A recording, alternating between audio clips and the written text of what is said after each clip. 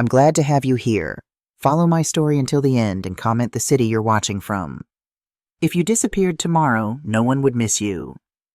That was the sentence that ended my life as a mother and started my war for redemption. My son Derek said it while chewing on a turkey leg I paid for in a house I bought sitting next to a wife whose lifestyle I funded. He thought I was just a washed-up old woman haunting the hallways of his success. So I granted his wish. I vanished. 3 days later, my phone had 30 missed calls. But by then, the locks were changed, the bank accounts were frozen, and I was sipping wine in a hotel suite, watching their world crumble through a security camera feed. Before I tell you how I systematically dismantled their fake lives, let me tell you who I am. My name is Margaret Thornton. Friends call me Maggie. I'm 73 years old, and I spent 50 years building skyscrapers in Chicago. I know how to pour concrete so it lasts 100 years. I know how to spot a crack in the foundation before the whole building comes down. I just never thought the crack in my foundation would be my own son. It was Thanksgiving evening in Lake Forest, Illinois. The wind outside was howling off Lake Michigan, dropping the temperature to 2 degrees. But inside the sprawling Georgian-style mansion, the air was stifling. I sat at the head of the mahogany table, a table I'd commissioned from a craftsman in Poland 20 years ago. It was a piece of history. My daughter-in-law, Vanessa, had covered it with a cheap sequined runner because she said the wood looked too old-fashioned. Vanessa was 35 and described herself as a lifestyle influencer, which as far as I could tell meant she took photos of food she didn't cook and wore clothes she didn't pay for. She was currently holding her phone up high, angling for the perfect lighting for her Instagram story. "Move over, Maggie," she hissed without looking at me. "You're ruining the aesthetic." She never called me Mom or Mrs. Thornton anymore. Just Maggie, like I was the hired help. I shifted my chair. The heavy wood scraped loudly against the floor, echoing through the dining room like a complaint. I looked down at my plate. The turkey was dry. The stuffing was store-bought. For a meal that was supposed to be about gratitude, the room was filled with an overwhelming sense of entitlement. My son Derek sat to my right. He was 40 years old, wearing a cashmere sweater that cost more than my first car. He was scrolling through his phone, probably checking the likes on Vanessa's post. Derek was the director of sales at a mid-sized logistics firm, a job he believed he got because of his charisma and business acumen. He had no idea that I owned 40% of the company and that his salary was essentially my dividends repackaged, so he wouldn't feel like a charity case. My phone buzzed in my pocket. I pulled it out expecting a holiday message from an old friend. Instead, it was a fraud alert from American Express. A charge of $45,000 had just cleared. The merchant name was vaguely listed as Elite Lifestyle Consulting. I knew that name.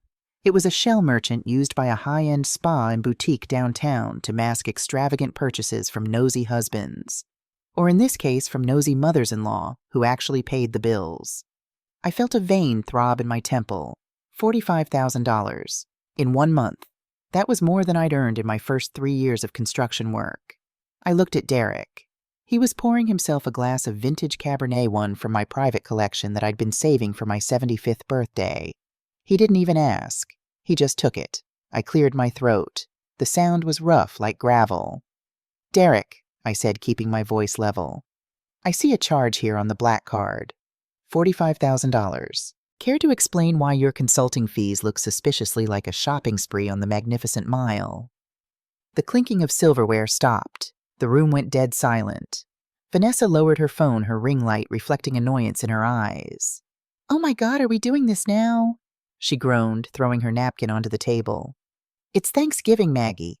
Can you just not be a miser for one night? It's embarrassing." I ignored her and kept my eyes on my son. "I asked you a question, Derek. You told me you needed that card for emergency house repairs. Since when is a handbag an emergency?" Derek slammed his wine glass down. Red liquid sloshed over the rim, staining the white tablecloth like blood. "Mom, stop. Just stop." His voice was rising. "You're always watching, always counting every single penny. It's exhausting. You have millions sitting in the bank doing nothing, literally rotting away in accounts. We're trying to build a life here. We're building a brand. Vanessa needs to maintain a certain image for her career." He leaned forward, his face flushed with wine and a lifetime of being told yes. "You wouldn't understand because you still think like a poor immigrant contractor." The words hung in the air between us. I understood plenty. I understood that I was looking at a man who had never calloused his hands a day in his life. I understood that I had created a monster by trying to give him the childhood I never had. I stood up slowly. My knees popped a reminder of the years I'd spent carrying lumber and laying brick. I'm cutting the card, Derek, and I'm auditing the last year of expenses. This ends tonight. That was the moment the atmosphere shifted from tense to dangerous. Derek stood up too. He was taller than me now, softer, but taller. His face was flushed, not just with wine, but with something darker. Rage that had been simmering for years. "You know what your problem is, Mom," he shouted, spitting the words out like venom. "You think money makes you queen. You think because you wrote the check you own us." He took a step closer. I could smell the expensive wine on his breath. "Well, guess what you don't. You're just a sad, lonely old woman clutching onto your wallet because it's the only thing that makes you feel relevant." I stood there silent, letting his words hang in the air, letting them cut. "You're a burden." Derek continued, his voice rising to a scream that echoed off the high ceilings. "You come here, you complain about the food, you complain about the money, you complain about how we live. You're a dark cloud over this family." He pointed his finger at me like a weapon. "If you disappeared tomorrow, no one would miss you. No one. You're just a ghost haunting this house. You're a walking ATM, and frankly, the service fees are getting too high." I looked at Vanessa. She was giggling a cruel, sharp sound that cut through the room. She looked at her husband with admiration, as if he'd just slain a dragon instead of insulting the woman who paid for the roof over their heads. I looked around the room, the chandelier I bought, the paintings I selected, the walls I paid to have painted. Everything here was mine, yet I was the intruder. I looked at the turkey on my plate one last time. I took my linen napkin, folded it neatly into a perfect square, and placed it next to the silverware. I didn't scream. I didn't flip the table. I didn't list the sacrifices I'd made, the 18-hour days, the missed birthdays, the frozen fingers on construction sites in February. There was no point. They were deaf to reality. I simply turned around and walked toward the front door. "Where are you going, old woman?" Derek shouted after me, his voice echoing in the marble foyer. "Going to cry in your truck. Go ahead, leave. But don't expect me to call and beg you to come back. We're going to enjoy the rest of this night without your negativity." I opened the heavy oak front door. The wind from the lake hit me like a physical blow, biting through my thin dress blouse. It was freezing, a deadly kind of cold. My heavy wool coat was in the hall closet. My scarf and gloves were on the entryway table. I didn't stop to get them. If I turned back now, if I hesitated for even a second, I might lose the resolve that was hardening in my chest like concrete setting in winter. I walked out into the night. The gravel of the driveway crunched under my dress shoes. I walked past Derek's Porsche Cayenne, past Vanessa's Range Rover, both leased under my company name. I walked to the end of the driveway where my 2015 Ford F-150 was parked. It was the only thing I owned that they despised. They said it was an eyesore. They asked me to park it on the street so the neighbors wouldn't see it. I climbed into the driver's seat. The leather was freezing. The engine groaned as I turned the key, struggling against the cold before roaring to life. I sat there for a moment, watching the warm glow of the house windows. I could see their silhouettes moving in the dining room. They were pouring more wine. They were laughing. They were celebrating their victory. They thought this was just another fight. They thought I would drive around the block, cool off, and come back tomorrow with my checkbook open, ready to apologize for ruining their mood. They thought I was trapped by my love for them. They were wrong. I put the truck into gear and drove away. I didn't look in the rearview mirror. My hands were shaking, gripping the steering wheel so tight my knuckles were white. It wasn't from the cold. It was from a rage so pure and so cold, it felt like clarity. I drove toward the highway, and as the mansion disappeared behind me, I reached into my pocket and pulled out my phone. I scrolled through my contacts until I found the number. It was Thanksgiving night, but I knew she would answer. Catherine Sterling, my attorney. She was a shark in a Chanel suit, a woman I'd trusted with my life for 30 years. She answered on the second ring. "Maggie, is everything all right?" "No, Catherine?" I said, my voice steady as steel. "It's time." "Time for what, Maggie?" "Initiate Protocol Omega."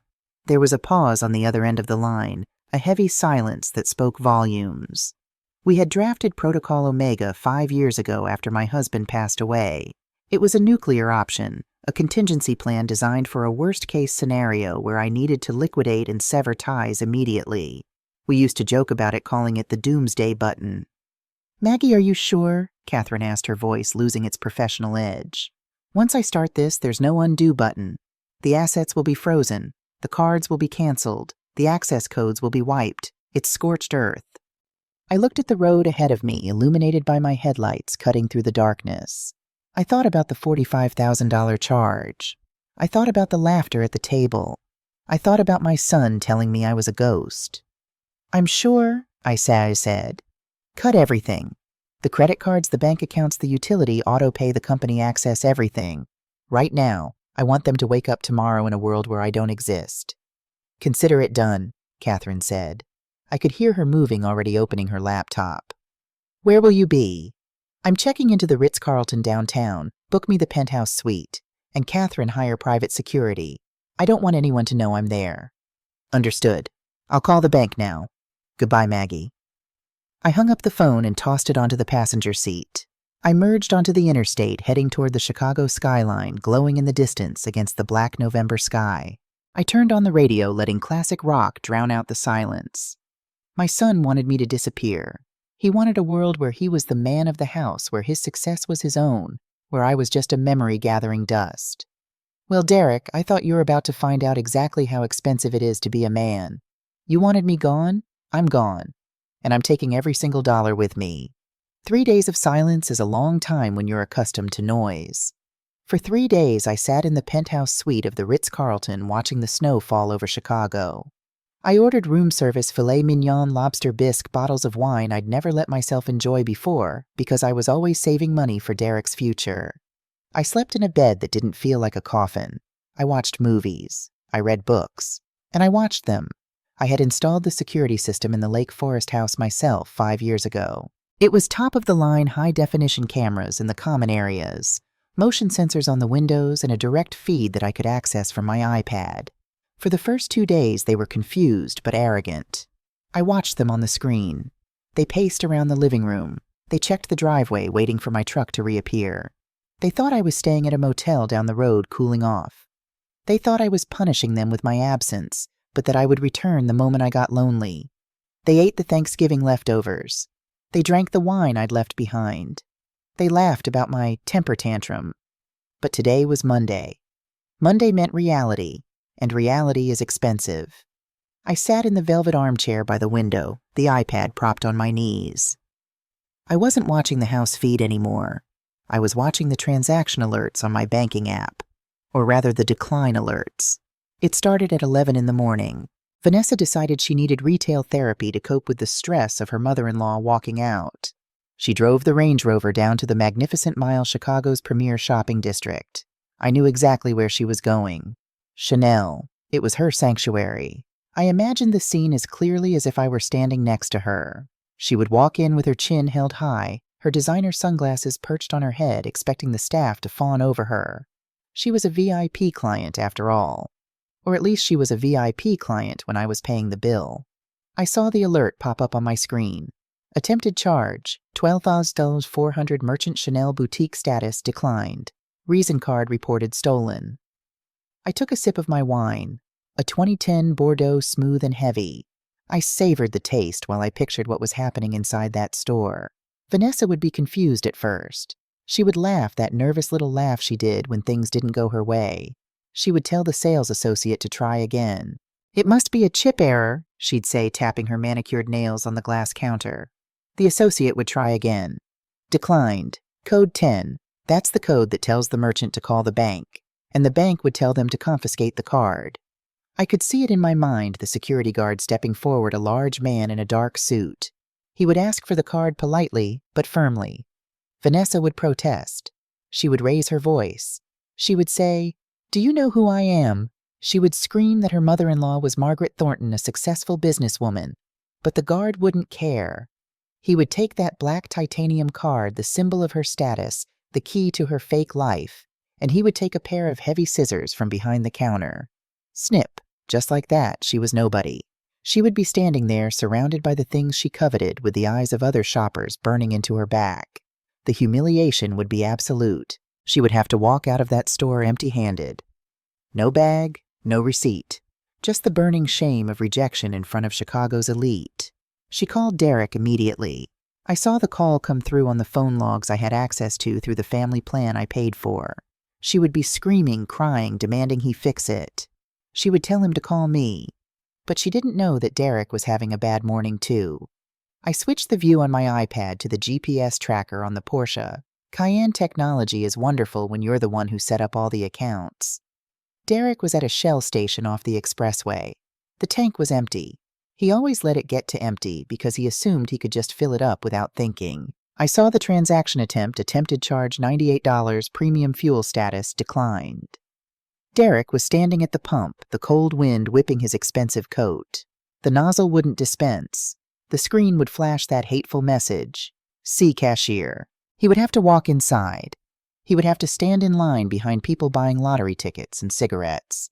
He would have to face the clerk, a tired kid making minimum wage, and explain that his card wasn't working. He would try another card. The Visa, declined. The MasterCard, declined. I had frozen them all. I closed my eyes and pictured my son, a man who prided himself on his image. He drove a Porsche. He wore Italian suits. He acted like he owned the city. And now he was patting down his pockets, searching for loose cash like a desperate man. He would find maybe a 20 in his wallet. Maybe someone's in the glove box. He would have to count out crumpled bills on the counter while the people behind him sighed and checked their watches. He would have to go back out to his $100,000 car and pump $23 worth of gas. Just enough to get home. Just enough to run away. My phone on the table began to buzz. It was Derek. I let it ring. It stopped. Then it started again immediately.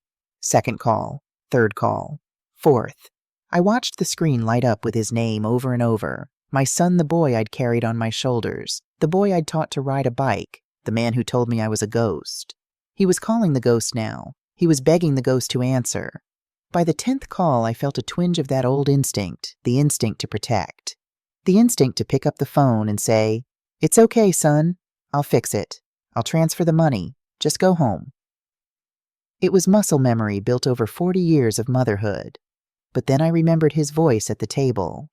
If you disappeared tomorrow, no one would miss you. I poured another glass of wine. I let the phone ring. 15 calls. 20 calls. He was panicking now. He was realizing that this wasn't a technical glitch. This was a siege. I looked out the window at the skyline. I thought about the job Derek had, director of sales. He loved that title. He had it printed on heavy business cards with gold embossing. He loved telling people at parties what he did. He loved the respect it garnered. He never stopped to ask why he had that job. He never wondered why a mid-sized logistics company would hire a man with a mediocre degree and no proven track record for such a senior position. He never questioned why his salary was double the industry average. He didn't know that I was the majority shareholder. He didn't know that I'd set up a silent partnership with the CEO 15 years ago, specifically to create a landing spot for him. I had built a nursery for him inside a corporation. His salary wasn't payment for his labor. It was an allowance. It was my dividends funneled through a payroll department so he could feel like a big man.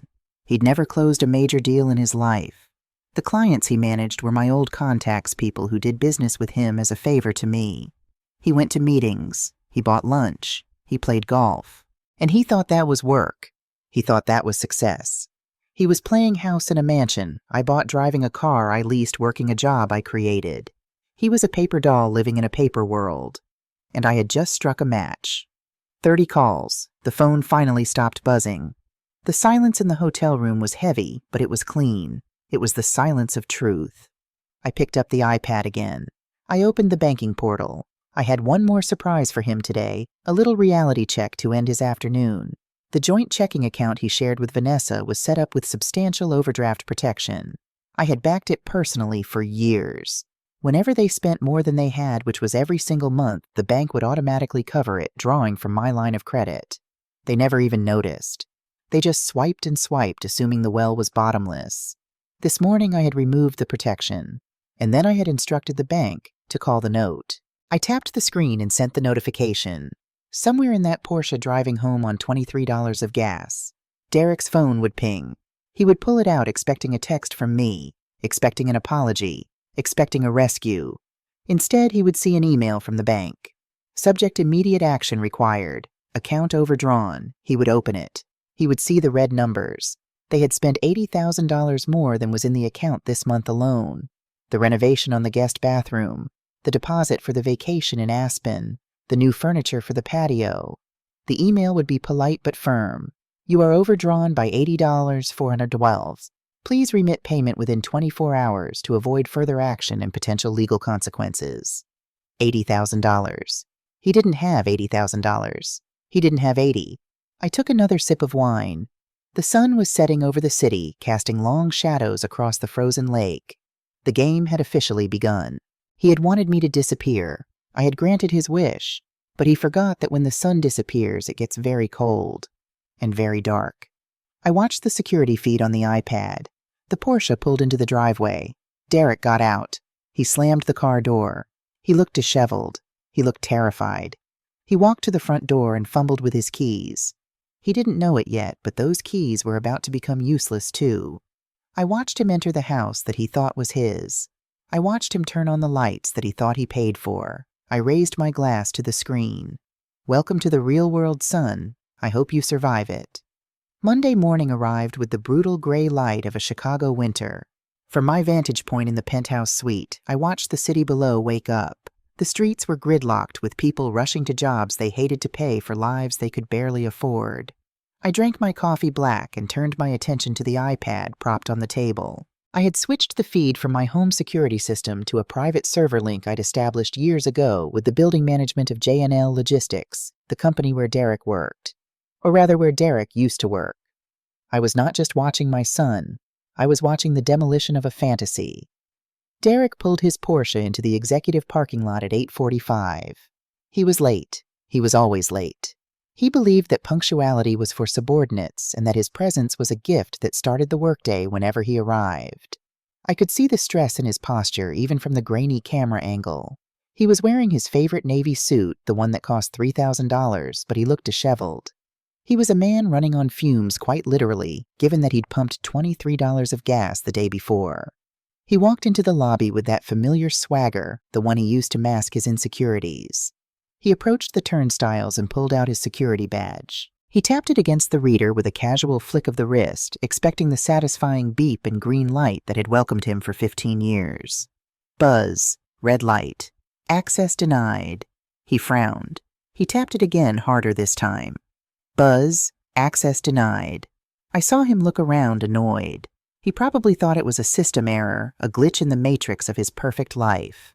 He walked over to the security desk. The guard on duty was a man named Sam. I'd hired Sam myself 10 years ago when he was down on his luck. Sam was loyal to the building, and he knew exactly who signed the real checks. I watched Derek gesture at the turnstile. I couldn't hear the audio, but I could read his body language. He was demanding to be let in. He was pointing at his chest using the "Do you know who I am" card. Sam didn't flinch. He didn't press the override button. Instead, he reached under the desk and pulled out a medium-sized cardboard box. The box. The universal symbol of corporate death.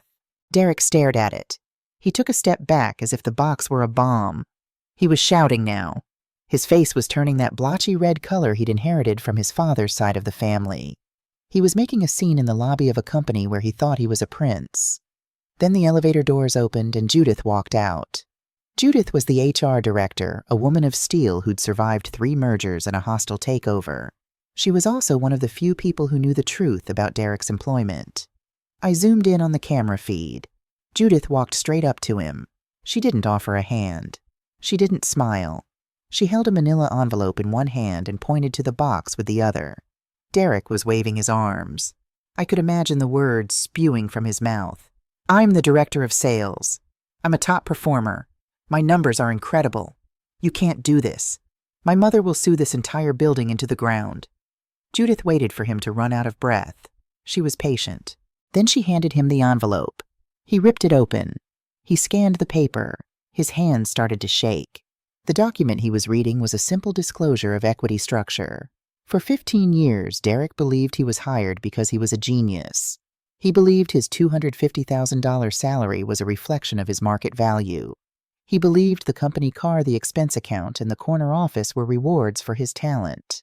He was wrong. I owned 40% of the preferred shares of J&L Logistics. I'd bought them quietly through a shell company a decade and a half ago, specifically to ensure my son had a place to land after he'd failed out of 2 other startups. His salary was not an operating expense for the company. It was a dividend payout. Every 2 weeks, the company took the money I was owed as a shareholder and routed it into his paycheck. I had been paying him to play businessman. Derek looked up from the paper. He looked at Judith. He looked at the box. Judith said something. I knew exactly what the script was because I'd written it for her the night before. She told him that the shares had been sold. That morning at 9 a.m., the transfer was finalized.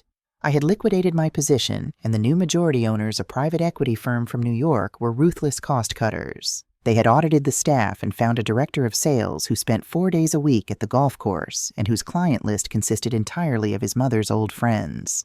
They didn't need a mascot. They needed a manager. Derek dropped the paper. It fluttered to the marble floor like a wounded bird. He looked around the lobby. The receptionists were looking down at their desks. The security guard was staring straight ahead. The people passing through the turnstiles, the real workers, were glancing at him with a mix of pity and indifference. He was realizing that he was naked. He had no job, no income, no health insurance, no status. The Porsche outside was a company lease, and without his employment status, the repo order would be issued within 48 hours. He grabbed the box. He didn't pack his office, Judith had done it for him. A stapler, a photo frame, a coffee mug that said "World's Best Boss," which he'd bought for himself. That was the sum total of his career. He turned and walked out of the building. The swagger was gone. He walked like an old man, like a man carrying the weight of the world on his shoulders. But it wasn't the world. It was just the truth. And the truth is heavy when you've never carried it before. I switched the feed back to the GPS tracker on the Porsche. He was sitting in the parking lot. He sat there for 20 minutes, just staring at the steering wheel. He was probably trying to process the impossible. He was probably waiting for his phone to ring, waiting for me to call, and say it was all a cruel joke, a test that he'd passed just by enduring it. But my phone lay silent on the table next to my cold coffee. I was not calling. Finally, the engine started. He pulled out of the lot, recklessly cutting off a delivery truck. He was driving fast, too fast. He was heading north, back toward Lake Forest. I watched the dot move across the map, and I knew exactly what he was thinking. He was in survival mode. He needed cash. He needed a lifeline. He couldn't go to Vanessa with empty hands. She was probably still screaming about her cut-up credit card. He needed to bring home a victory, something to prove he was still the provider, still the man. He was heading home to rob me. I knew my son better than he knew himself. He wasn't creative. When cornered, he reverted to the path of least resistance. And the path of least resistance led directly to my wine cellar. I had been collecting wine for 30 years. The climate-controlled room in the basement of the Lake Forest house held bottles worth more than some cars. There were cases of Petrus verticals of Screaming Eagle bottles of Romanée Conti that I'd bought at auction in the 90s. It was my pride and joy, a collection built not for investment, but for the sheer pleasure of preservation. Derek knew the codes. He knew the value. He'd bragged about the cellar to his friends, acting as if he'd curated it himself. He was doing the math in his head right now as he wove through traffic on the expressway. If he could sell just 5 or 6 bottles, he could get $20,000, maybe $30,000 cash from a fence or a shady collector. It would cover the overdraft. It would pay the minimums. It would buy him another month of illusion. He thought he was being clever. He thought he was solving the problem. He didn't know that the wine cellar was a trap. I picked up the hotel phone and dialed the front desk. I asked for a fresh pot of coffee. I had a long afternoon ahead of me. On the screen, the Porsche was tearing up the Shoreline Drive. He was 20 minutes away. I switched the camera feed to the basement. The camera was hidden in the smoke detector housing, giving me a perfect view of the heavy oak door and the rows of racks inside. The cellar was dark and cool. The humidifier hummed softly in the corner. It was a sanctuary. In 20 minutes, a desperate man with a cardboard box full of office supplies was going to break into that sanctuary. He was going to try to liquidate my memories to pay for his mistakes. I watched the screen and waited. I wondered if he would hesitate. I wondered if he would feel a pang of guilt as he reached for the bottles I'd saved for special occasions for his wedding for the birth of his child. But as I watched the dot on the map draw closer, I realized I already knew the answer. Guilt requires a conscience, and desperation eats conscience for breakfast. He pulled into the driveway. He didn't park in the garage. He parked right by the front door, leaving the engine running. He ran inside, leaving the front door wide open, letting the winter air rush into the house. He was frantic. He threw his suit jacket on the floor. He ran past the kitchen, past the living room, and threw open the door to the basement stairs. I switched cameras, tracking his descent. He stumbled down the stairs, his tie loose, his hair wild. He looked like a man possessed. He reached the cellar door and punched in the code. Beep, beep, beep, click. The door unlocked. I hadn't changed that code. I wanted him to get in. I wanted him to feel the victory of access before the crushing weight of reality. He rushed in. He went straight for the back section, the French section where the most expensive bottles lived. He grabbed a crate. He started pulling bottles off the rack, his hands shaking so hard he almost dropped a 1982 Léoville Las Cases. He was muttering to himself. I could hear it on the audio feed. Just a few. She won't notice. She never comes down here. She won't notice. He was wrong. I noticed everything. He loaded 6 bottles into the crate. He looked at them, calculating their worth in his head. He smiled a manic, terrified smile. He thought he had won. He thought he'd found the loophole. He turned to leave the crate clutched to his chest like a baby. He didn't know that the moment he stepped out of that cellar with my property, he was crossing a line from ungrateful son to common criminal. He was sealing his fate, and he was walking right into the next phase of his education. Because the wine was just the beginning. The real hangover was yet to come. Derek stumbled out the front door, the crate of wine rattling in his arms like loose teeth. He froze. The driveway was no longer empty. It looked like a presidential motorcade had parked on his lawn. 2 black SUVs blocked the exit, their engines idling with a low, menacing rumble. Standing between them was a wall of a man I knew very well, Tony Rodriguez. Tony was the head of a private security firm I'd used for high-risk construction sites back in the 90s. He had a neck as thick as a tree trunk and a face that didn't know how to smile. Derek clutched the wine crate tighter. He looked like a deer caught in headlights that were attached to a freight train. Just then, Vanessa's Range Rover screeched into the driveway behind the SUVs. She leaned on the horn, her frustration from the rejected credit cards boiling over into road rage. She jumped out of the car, slamming the door so hard the vehicle rocked. "What is going on?" she shrieked, her voice cutting through the cold air like a knife. "Why is the gate code not working? Why are these cars here? Derek, tell them to move." Derek didn't answer. He was staring at Tony. Tony took 1 step forward and extended his hand. His voice was calm, deep, and terrifying. "That's stolen property, Mr. Thornton. Hand it over." Derek looked at the crate, then at Tony. He did the math. The math said he was outmatched by about 100 pounds of muscle and a lifetime of bad decisions. He handed the crate over. Tony passed it to one of his men who carefully placed it in the back of an SUV. $20,000 of wine gone in 10 seconds. Vanessa marched up the steps, her heels clicking aggressively on the stone. She tried to push past Derek to get into the house. She grabbed the handle of the front door. Locked. She punched in the code on the smart lock. The keypad flashed red. Denied. She tried again, frantic. "Open the door, Derek. Open the goddamn door." Derek looked at her, his face pale as snow. "I can't," he whispered. "I think she changed the codes." Before Vanessa could scream again, the rear door of the second SUV opened. Catherine Sterling stepped out.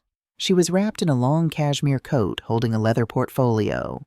She looked like an executioner dressed by Prada. She walked up the driveway with the grace of a woman who knows she holds all the cards.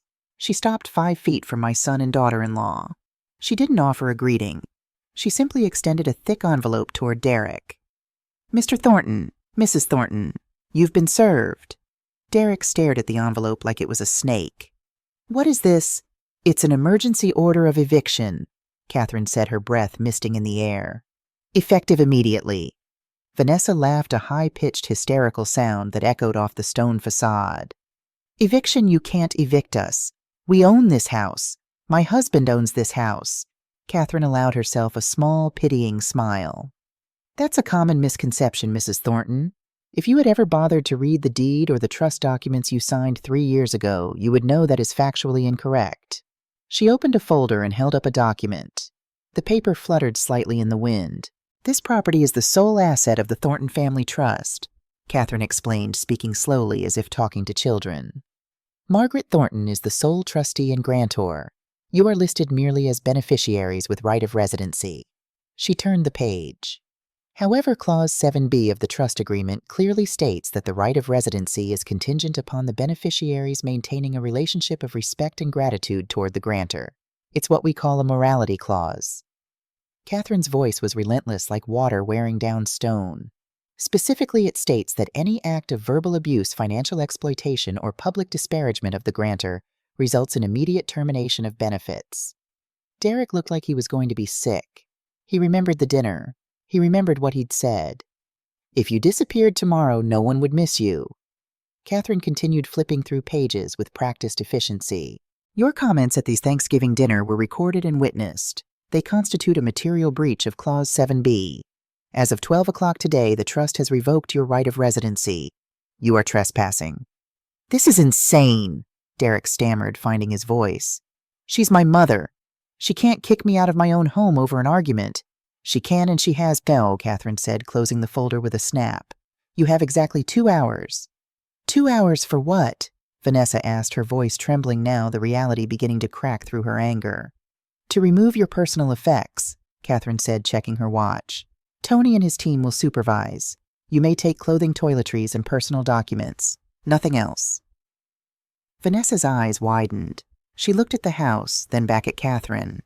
What about my things? My furniture? My art? My bags? Catherine looked at her with eyes like flint. Let's be clear, Mrs. Thornton.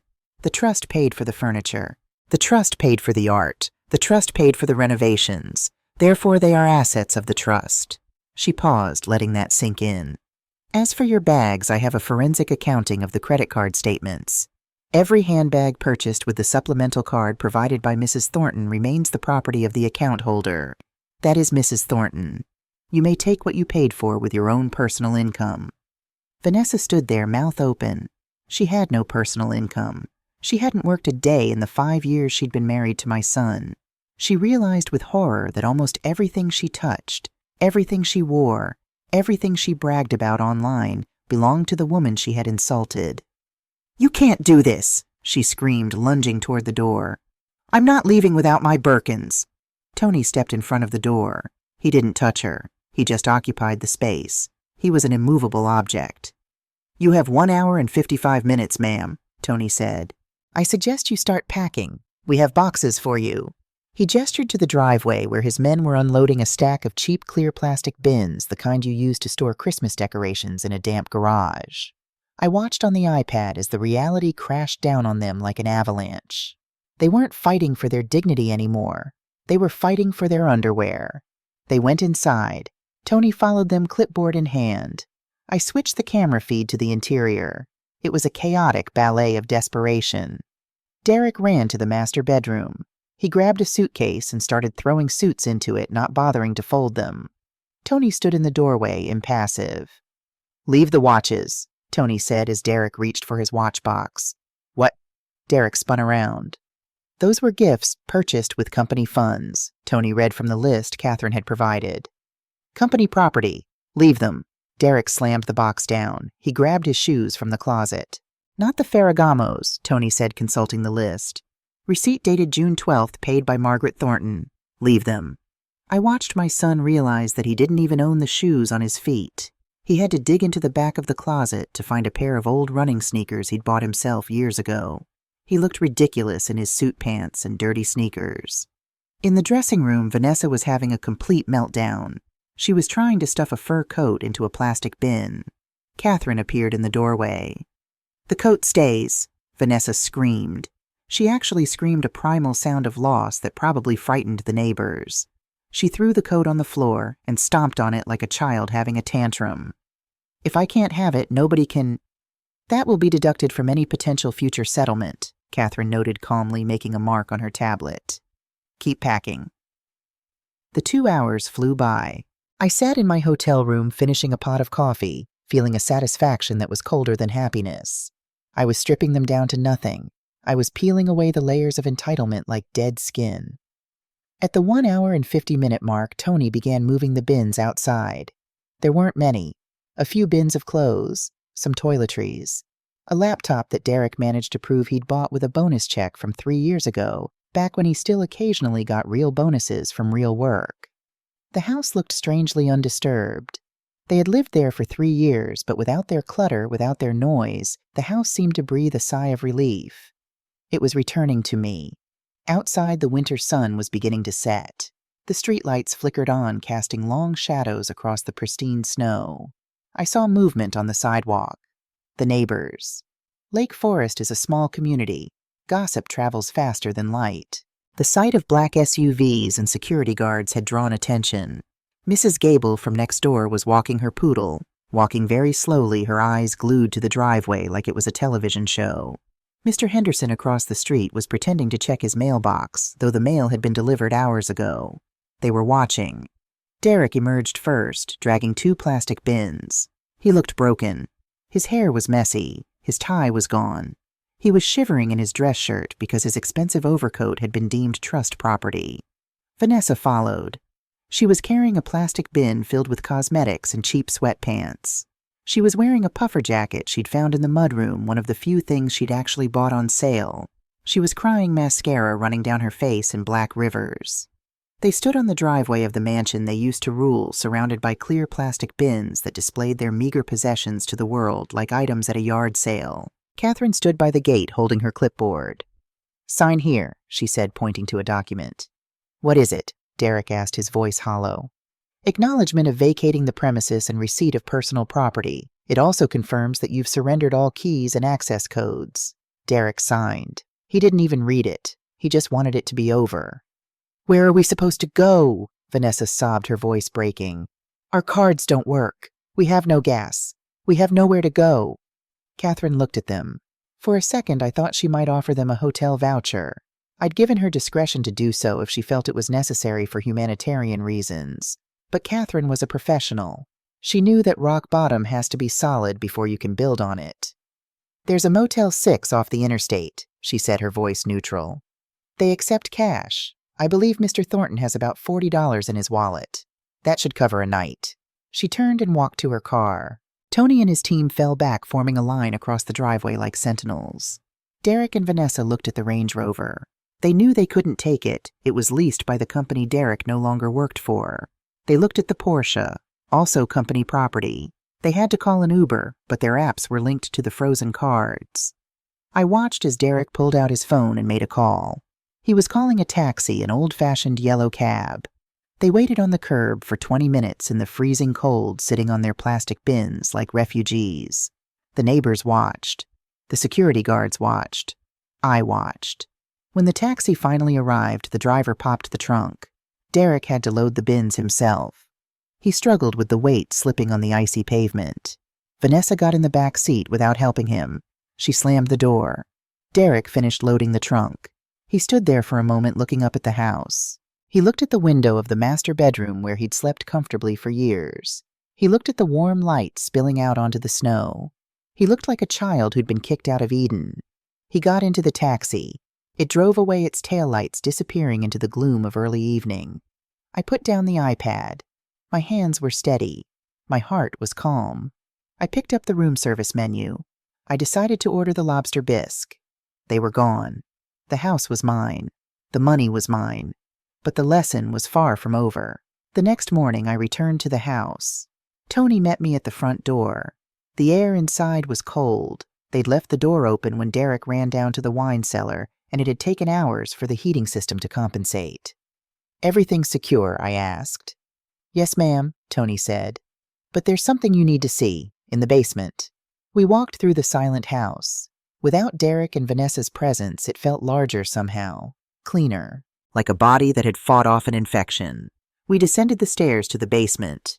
Tony led me past the wine cellar. The bottles Derek had tried to steal were back in their places, perfectly aligned.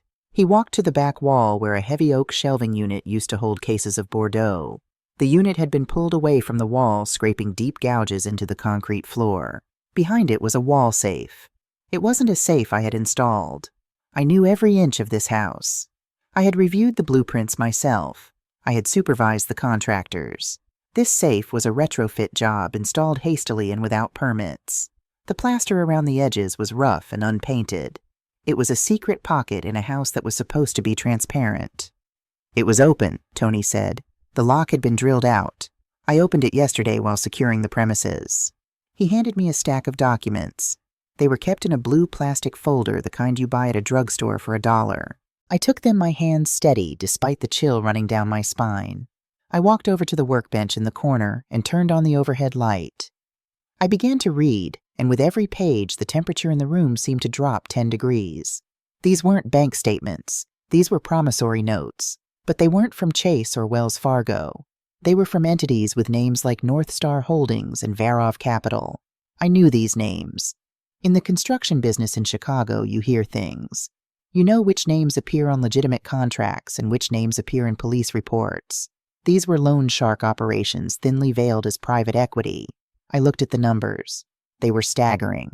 $50,000, $100,000, $200,000. The dates went back 18 months. It started small, probably gambling debts or lifestyle maintenance when the allowance from me wasn't enough. But then the amounts spiked. I saw notes referencing margin calls on cryptocurrency platforms. Derek had bought into the hype. He'd bet the farm on digital coins that had crashed and burned. And when he lost, he didn't stop. He doubled down. He borrowed to cover the losses. Then he borrowed to cover the interest. The total principal amount was $512,000, $500,000. My son had blown $500,000 on invisible money and bad bets. But that wasn't the part that made my blood run cold. The part that stopped my heart was the collateral section on the final largest loan document. Collateral property located at 1422 Lakeshore Drive, Lake Forest, Illinois. My house. The house held in my trust. I flipped to the signature page. There it was, Margaret Thornton. It was my name, but it wasn't my hand. The slant was wrong. The loop on the T was too tight. It was a forgery.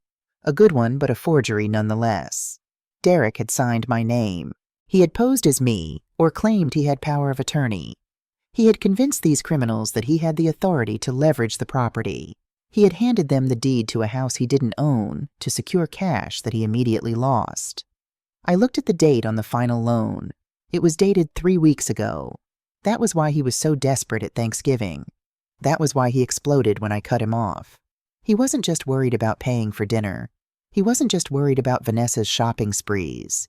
He was worried about making the VIG the weekly interest payment that kept his kneecaps intact.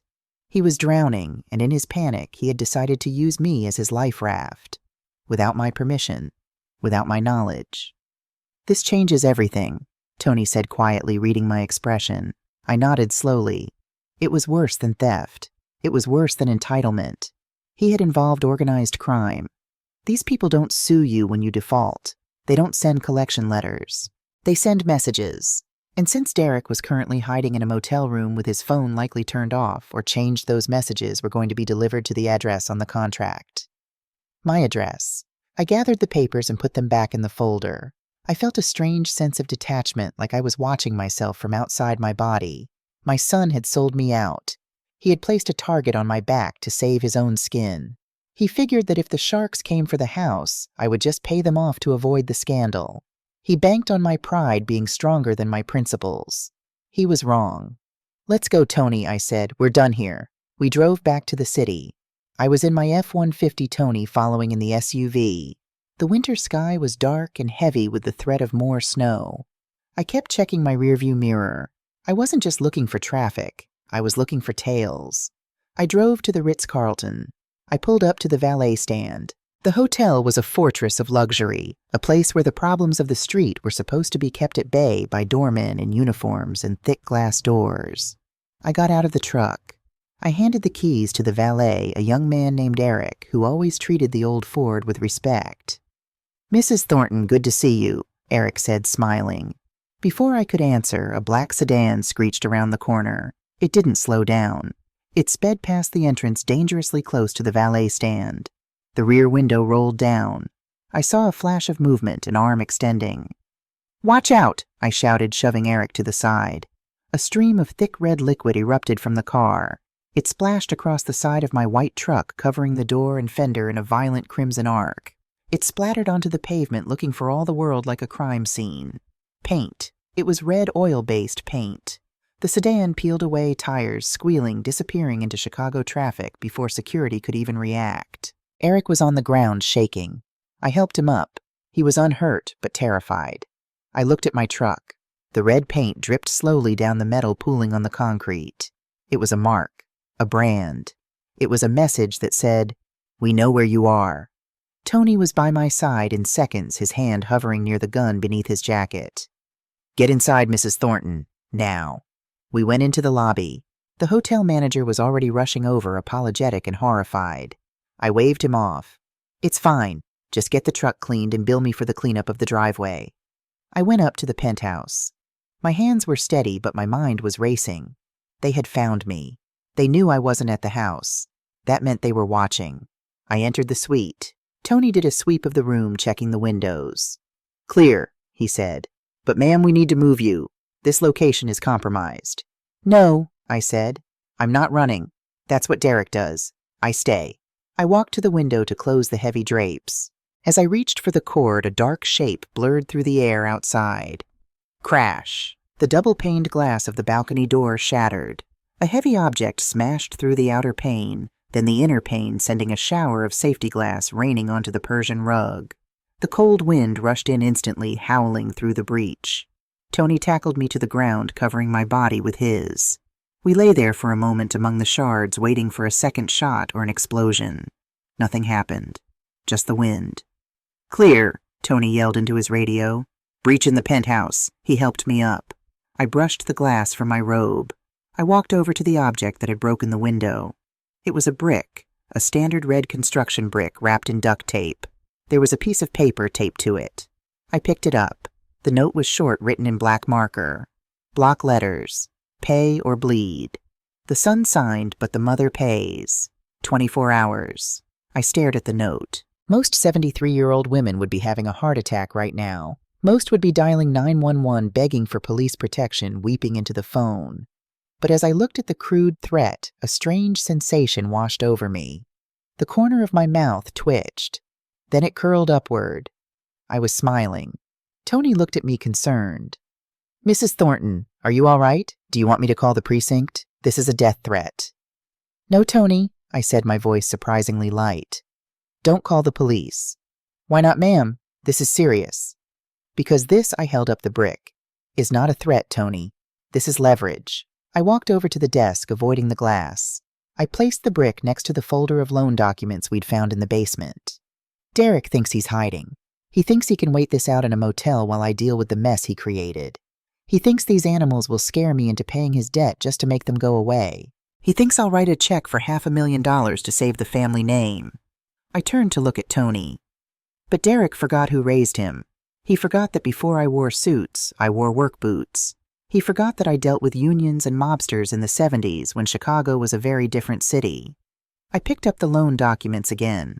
He's handed me a loaded gun, thinking I would shoot myself, but he put the handle in my hand. Tony was listening carefully now.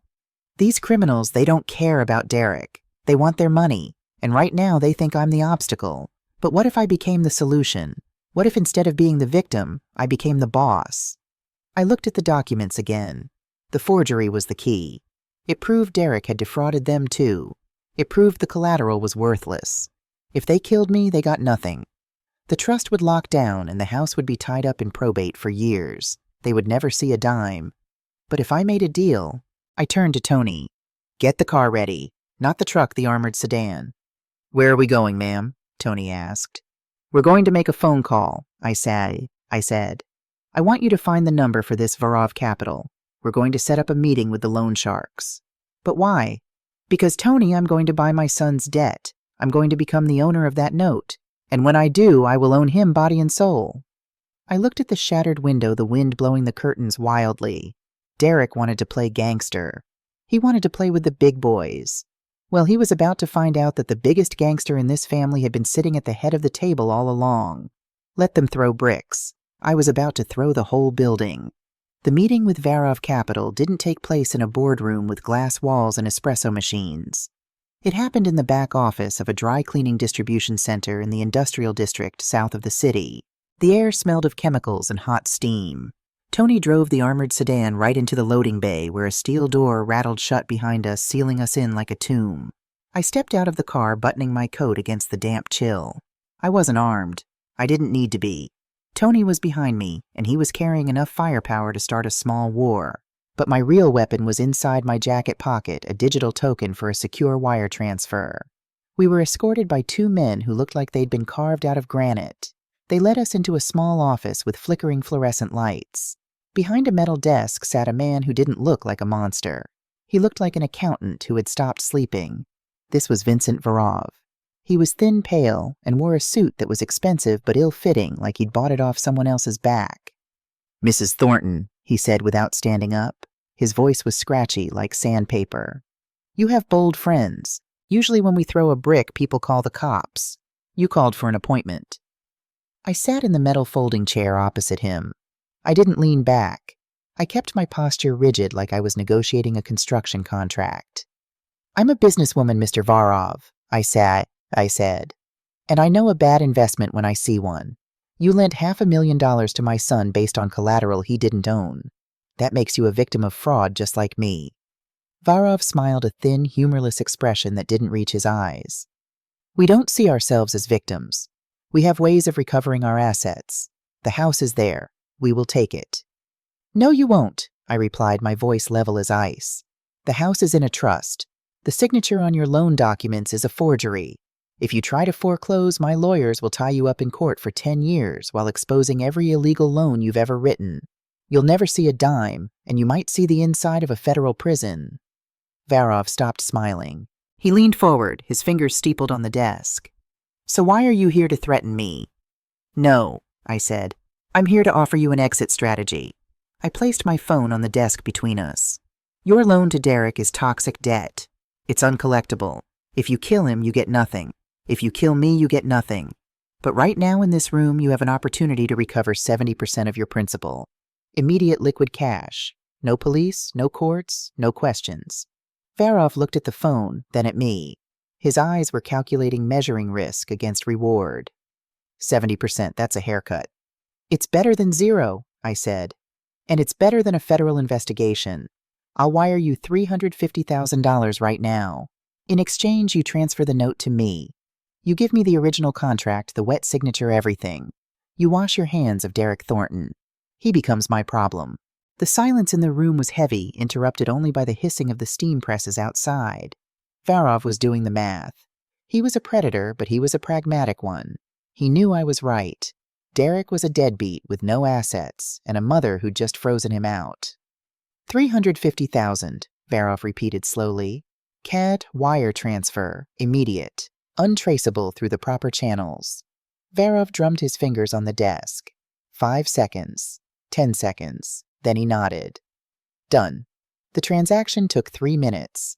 I authorized the transfer on my phone. Varov checked his laptop, watching the numbers appear in his offshore account. When he nodded, one of his guards opened a file cabinet and pulled out a thick envelope. He slid it across the desk like we were closing a real estate deal. "He's all yours," Varov said. "He's a bad gambler, Mrs. Thornton. He chases losses. You should know that." I took the envelope. I didn't check the contents there. I knew Varov wouldn't cheat me on the paperwork. His reputation depended on closing deals cleanly. "Pleasure doing business," I said, standing up. We walked out of the warehouse into the winter gray. I sat in the back of the car, clutching the envelope like it was the Holy Grail. I opened it. Inside was the promissory note, the evidence of my son's crimes. The forged signature stared up at me, a jagged imitation of my own name. I was no longer just Derek's mother. I was the holder of his debt. I owned the paper that could send him to prison for 20 years. I had just bought his life for $350,000. "Drive Tony," I said. "Where to, ma'am, and to the courthouse. We need to file a lien against any future earnings he might have. And Tony, find out which motel room they're in. I want to pay them a visit." But before we could even reach the highway, my phone rang. The screen displayed a number I didn't recognize. I answered it. "Hello, Mom." It was Derek. His voice was different. It wasn't the arrogant tone from Thanksgiving. It wasn't the panicked tone from the eviction. It was manic. It was the sound of a man who had snapped. "Derek," I said calmly, keeping my voice steady, "I have some news for you. I just had a meeting with your friends at Varov Capital." "I know," he interrupted me, his voice high and fast. "I know you bought the debt. They texted me. They said I owe you now. Congratulations, Mom. You think you won. You think you have me in a corner." "I don't think, Derek, I know. You committed forgery. I hold the note. Surrender yourself and we can discuss terms." "Terms?" Derek laughed, a jagged, broken sound like glass shattering. "No more terms. You took my house. You took my job. You took my car. You embarrassed me in front of the whole city. You want to play hardball? Fine. Let's play." Something in his voice made my blood run cold. "Derek, stop this." "Where are you?" "I'm not at the motel anymore, Mom. And I'm not alone." A chill went down my spine that had nothing to do with the winter air. My hand gripped the phone so hard the plastic creaked. "What do you mean? Ask your grandson." The blood drained from my face. My vision tunneled. Everything in the car seemed to tilt sideways. Oliver, my 10-year-old grandson, the only innocent thing in this entire rotten equation. "Put him on the phone, Derek. Now." There was a rustling sound, then a small, terrified voice. "Grandma?" The sound of Oliver's voice hit me harder than the brick through the window. It was like a knife twisting in my gut. "Ollie, are you okay? Where are you?" "I don't know, Grandma." His voice was shaking. "Daddy picked me up from school early. He said we were going on an adventure, but he's driving really fast and he's yelling at the phone. I want to go home." "Listen to me, Ollie. Everything is going to be okay. Grandma is going to fix it. Just be brave. Okay. Okay." He was crying now. "But Grandma, Daddy says you're the bad guy. He says you stole our house. He says you want to hurt us. Why are you doing this, Grandma?" The pain was physical, a sharp twisting agony in my chest. My son was using my grandson as a human shield. He was poisoning the boy's mind, turning his love into a weapon. "Ollie, I love you. Don't believe that. I love you more than anything. Give the phone back to your father." Derek snatched it back. "You hear that, Mom? He's scared of you. And he should be, because you're the reason we're running." "What do you want, Derek?" I asked, my voice deadly quiet. "I want my life back. But since I can't have that, I want a settlement. A real one, not your charity. I want $1 million cash transferred to an offshore account I'll provide." "You're kidnapping your own son, Derek. This isn't a negotiation. This is a federal crime." "It's a custodial dispute," Derek corrected. "I'm his father. I have legal custody. I can take him wherever I want. But if you want to see him again, if you want to save him from a life on the run with a desperate man, you'll pay $1 million. Or what? Or we disappear, for real this time. We go to Mexico, we go to South America, and while we're there, I'll tell him every day how his grandmother destroyed his family. I'll make sure he grows up hating the sound of your name. I'll raise him to be everything you despise." My mind was racing. I thought about Oliver's face, his bright eyes, his infectious laugh, the way he used to climb onto my lap at family dinners, chocolate cake smeared on his fingers. "You're sick, Derek. You need help." "I need money, Mom. 1 million. You have 24 hours. If I see cops, if I see Tony, if I see anyone other than you with a bag of cash, Ollie and I vanish. And the next time you see him, he'll be 30 years old and spitting on your grave." He hung up. I sat there in the armored car, the silence ringing in my ears. I felt old, older than 73. I felt ancient. Tony was watching me in the rearview mirror, his face pale. He'd heard enough to know it was bad. "What's the play, ma'am?" Tony asked softly. "Do we call the FBI kidnapping across state lines?" I raised a hand to stop him. "If we call the FBI, they'll surround him. Derek is unstable. He's manic. If he sees blue lights, if he feels trapped, he might do something stupid. He might crash the car. He might hurt himself. He might hurt Oliver by accident." I couldn't risk that. Oliver was my blood. He was the future. Derek was a lost cause, but Oliver was salvageable. "No police," I said. "Not yet." I looked out the window. The city was passing by in a blur of gray and steel. I thought about the little boy who used to sit on my lap and ask me how cranes worked. I thought about the fishing trips, The ice cream cones, the bedtime stories. My son had taken the one thing I couldn't buy. He'd found the crack in the armor. He wanted $1 million. He thought that would solve his problems. He thought that would buy him freedom. He didn't understand that he had just signed his own death warrant. Not physically, I would never kill my son, but legally, morally, financially, I was going to erase him. But first I had to get Oliver back. "Turn the car around, Tony," I said. "Where to, ma'am?" "To the bank, the main branch. I need to make a withdrawal." "You're going to pay him?" "No, Tony, I'm going to buy him out." I pulled out my phone again. I dialed a number I hadn't used in years, a private investigator, a man who specialized in finding people who didn't want to be found, a man who operated in the gray areas where the law hesitated to tread. "Find him," I said when he answered. "He has my grandson. Find him. Don't approach. Just give me the location." I hung up. Derek thought this was about money. He thought it was a transaction. He was wrong. This was a rescue mission. And when I found them, when I looked my son in the eye, he was going to realize that he'd made a mistake far worse than borrowing from loan sharks. He had threatened a mother's family. And for that, there is no forgiveness. There is only judgment. Finding a man who wants to stay hidden usually takes time, money, and mistakes. But finding a woman who is addicted to attention is remarkably easy, even when she's on the run. I sat in the back of the armored sedan, my phone glowing in the dim light. Beside me, Tony was coordinating with the team of private investigators I'd kept on retainer for 20 years. They were running license plate readers, checking credit databases, pinging cell towers. It was the old-fashioned way of hunting. It was slow, but I knew something about my daughter-in-law that the detectives didn't. Vanessa didn't exist in the real world. She existed in the cloud. Her self-worth was measured in likes views and the envy of strangers. Even now, hiding in a motel with a kidnapped child and a manic husband, she couldn't sever that lifeline. She needed to be seen. She needed to perform her victimhood. I pulled up my burner Instagram account, a blank profile I'd created months ago, solely to monitor the spending habits she broadcast to the world. I navigated to the profile of a woman named Courtney. Courtney was Vanessa's best friend, her maid of honor, and her confidant. She was also a woman I had wired $10,000 to an hour ago. Courtney had no loyalty to Vanessa. Their friendship was a competitive sport based on who had the better handbag or the richer husband. When I called her and offered to buy her a new Cartier bracelet in exchange for access to Vanessa's close friends' story list, she didn't hesitate. She screen recorded everything and sent it to me within minutes. I tapped the video file. It was a vertical video, shaky and poorly lit. Vanessa was whispering into the camera, her face washed out and tear-streaked. She was using a filter that smoothed her skin even as she cried about being homeless. "Guys, please pray for us," she whispered, her voice breaking. "We're safe for now, but his mother is a monster. She took everything. We're hiding in this gross place, just trying to survive. We don't know what to do." Behind her, in the blurry background of the video, I saw a distinct pattern on the wallpaper. Faded yellow sailboats on a peeling blue background. It was specific. It was ugly. And it was identifiable, but it was the sound in the background that gave me the exact coordinates.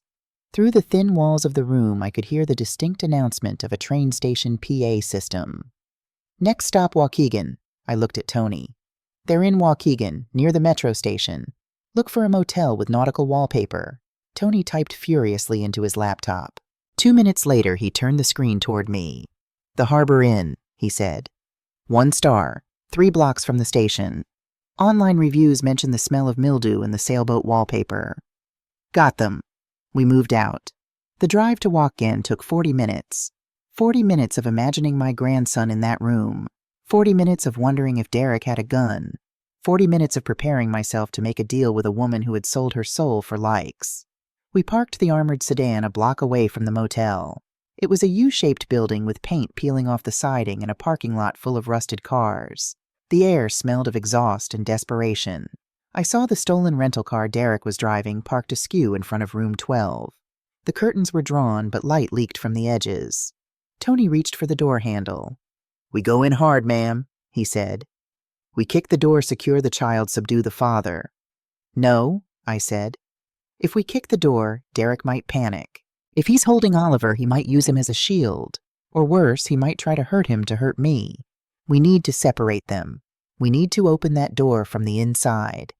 I took out my phone again. I opened the file I'd been saving for a rainy day.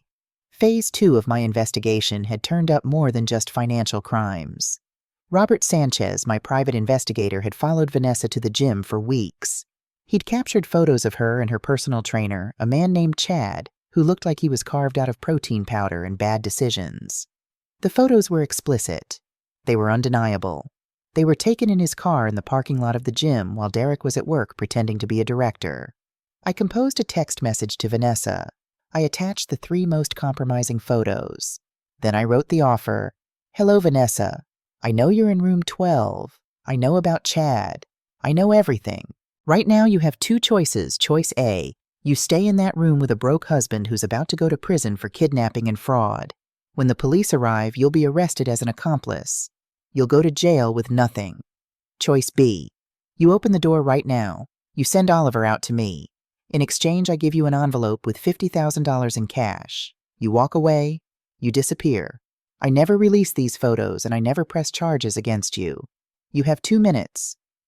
I hit send. I watched the window of room 12. 1 minute passed. Nothing happened. The wind blew trash across the parking lot. My heart hammered against my ribs. Was she loyal?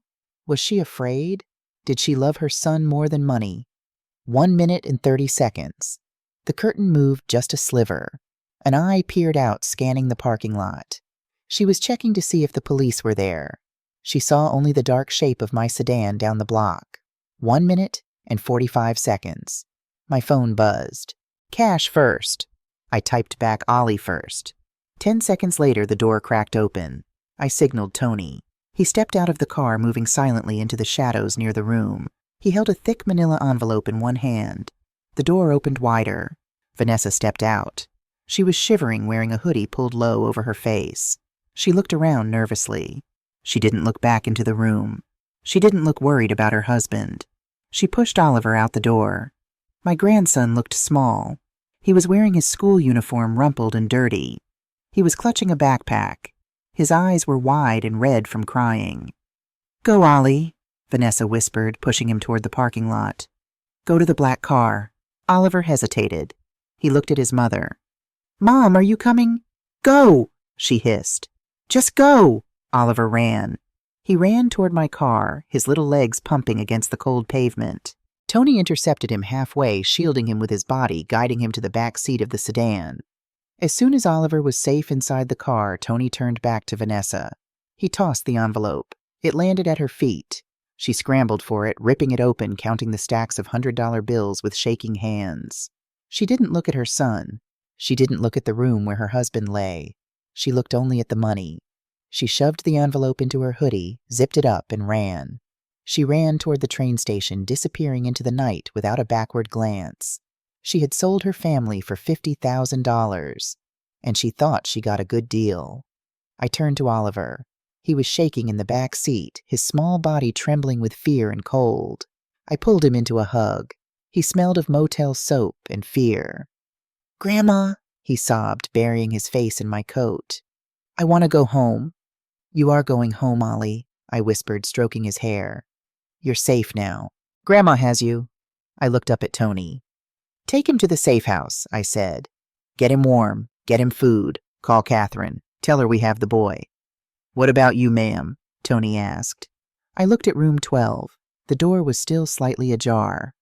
I have one last piece of business. But, ma'am? That's an order, Tony. Go. Tony hesitated, then nodded. He got into the driver's seat and drove Oliver away into the night toward safety and warmth. I stood alone in the parking lot. I walked toward room 12. My footsteps were heavy on the asphalt, echoing in the cold silence. I pushed the door open. The room smelled of whiskey and despair. It was a small space cluttered with fast food wrappers and empty bottles.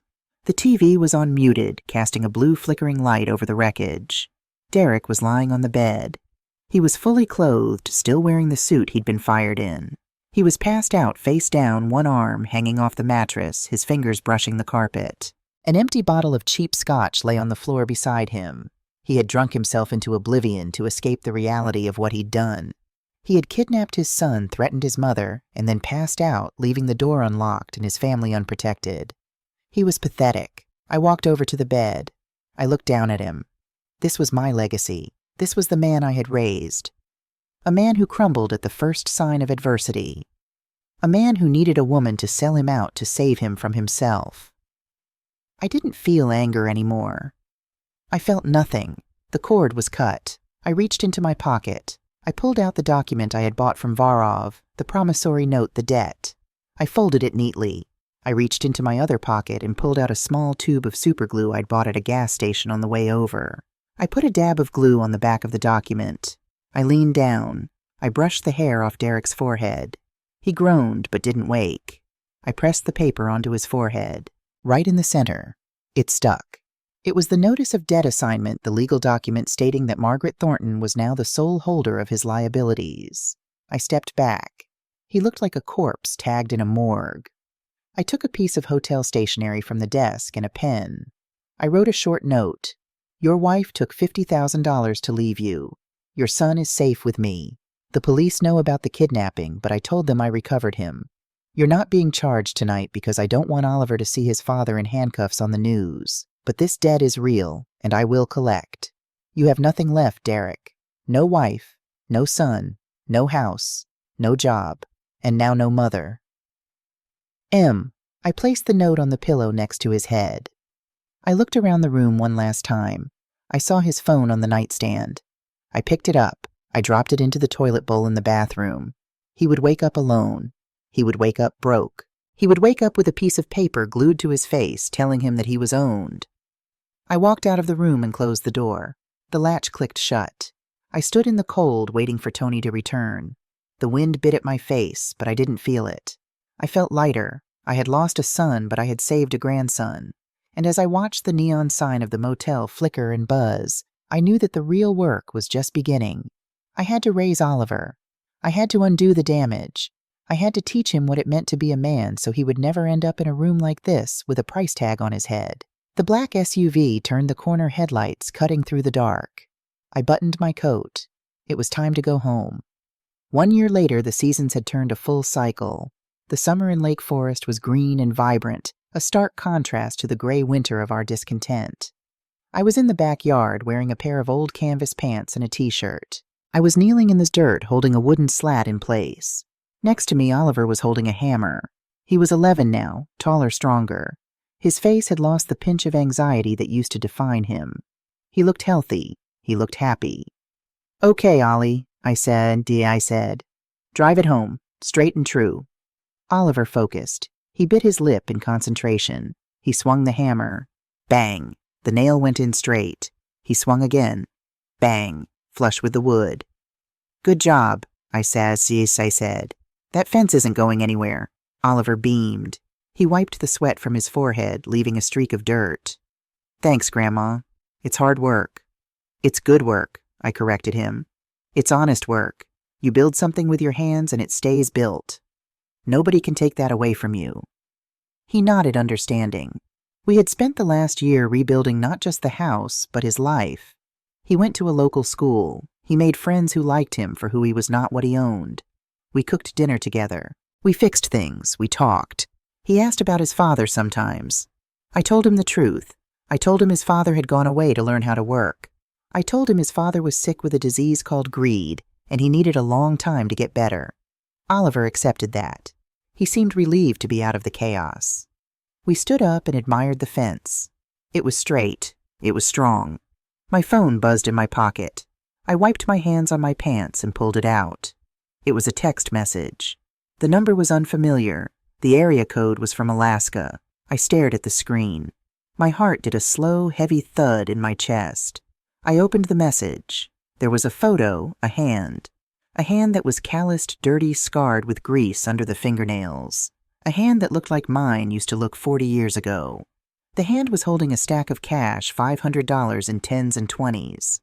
Below the photo was a text, "Payment 1 of $1,000, sent to your account via Western Union. This is the first money I ever earned with my hands. It took me 2 weeks of overtime on the rig. My back hurts. My hands bleed. I sleep in a container. But I sleep. I'm sending this not because I have to, but because I want to. I know I have a long way to go, but I'm starting. I'm sorry, Mom, for everything." I looked at the screen. I looked at the dirty hand in the photo. It didn't look like the soft manicured hand of the director of sales. It looked like a man's hand. I looked at Oliver, who was gathering the tools. "Who is it, Grandma?" Oliver asked, seeing me stare at the phone. I hesitated. I looked at the message again. $500. It was a drop in the ocean of $500,000, but it was the heaviest $500 I had ever seen. It was weight. It was substance. My son had survived the winter. He had survived the labor. He had not run. He had not begged. He had worked. "It's just a friend, Ollie," I said, smiling. "A friend who is finally learning how to build a fence." I put the phone back in my pocket, feeling the vibration of the message fading, but the warmth remaining. My son was right at that dinner table a year ago. If the old Margaret Thornton, the enabler, the checkbook, the ghost had disappeared, no one would have missed her. She was useless. But that woman was dead. She died the night I walked out into the snow. The woman who remained the woman standing in the garden with dirt on her knees and a grandson who loved her, that woman was essential. I picked up the toolbox. "Come on, Ollie," I said. "Let's go inside. I think we earned some ice cream." We walked toward the house. The sun was shining. The house was solid. The debt was being paid. I had vanished to save them. And in the silence of my absence, my son had finally found his voice. It was a good trade. Here's the lesson I took from the ashes of my old life. I spent 40 years thinking that providing for my family meant protecting them from struggle. But I was wrong. By shielding my son from the weight of the world, I crippled him. True love is not about being a safety net. It's about teaching your children how to fly, even if it means letting them fall first. By vanishing, I forced the real men in my family to finally appear. A legacy is not what you leave for someone. It's what you leave in them.